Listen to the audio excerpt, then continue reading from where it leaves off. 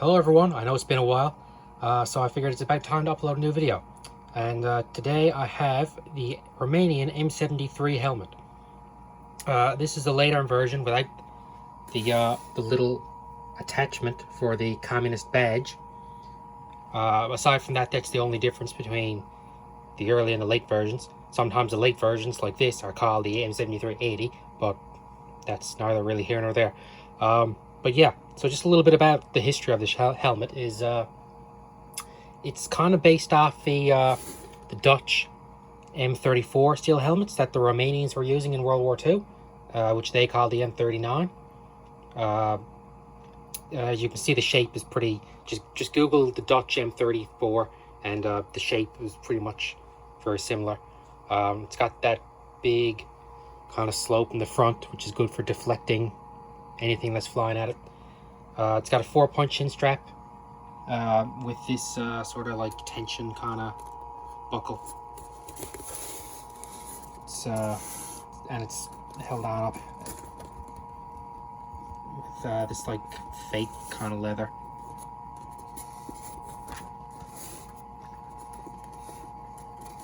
Yeah, it's a pretty good helmet in terms of like ballistic protection because of this slant at the front.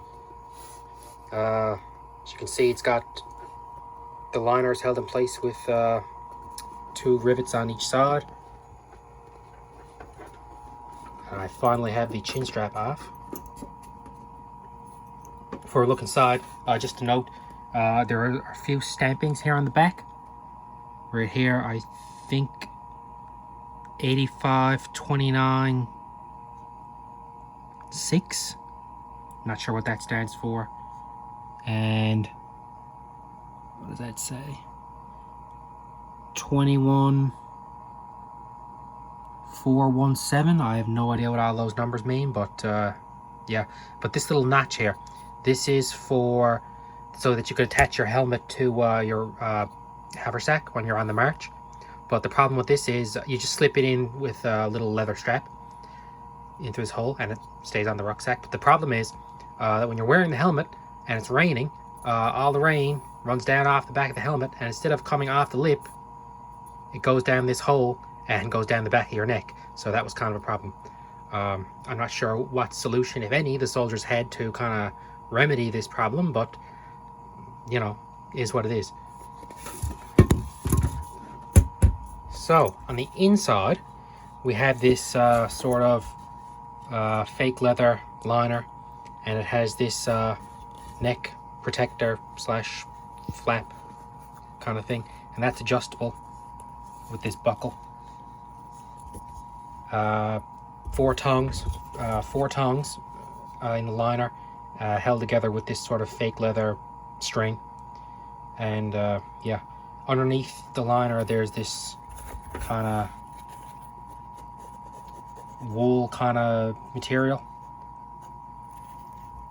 It's kind of soft, kind of cushiony, but yeah. But anyway, that's pretty much it. Not much to it. These are starting to get harder to find. They're starting to go for a lot more money, so I'd grab one before they're all gone. I'm glad I did.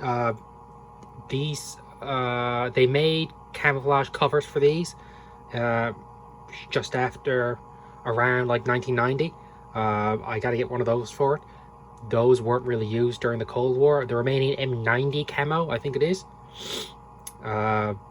Yeah, but before that, during the communist era, they weren't using covers or really any camouflage at all, really. The Romanian soldiers, even up to the 80s, were kind of dressed like they were fighting in World War II, but that's a whole other topic. Yeah, so yeah, I need to get a cover for this, and then it'll be kind of set up for the 90s era. Yeah, Romania was using these for a while, even right up till fairly recently. A lot of these, when the Romania started to replace these with like more modern Kevlar helmets, a lot of them shipped out to Afghanistan, and you can see this is probably like the most common helmet that was used by the Afghan National Army before 2021, when they kind of stopped existing. But yeah, aside from that, Romanian M73.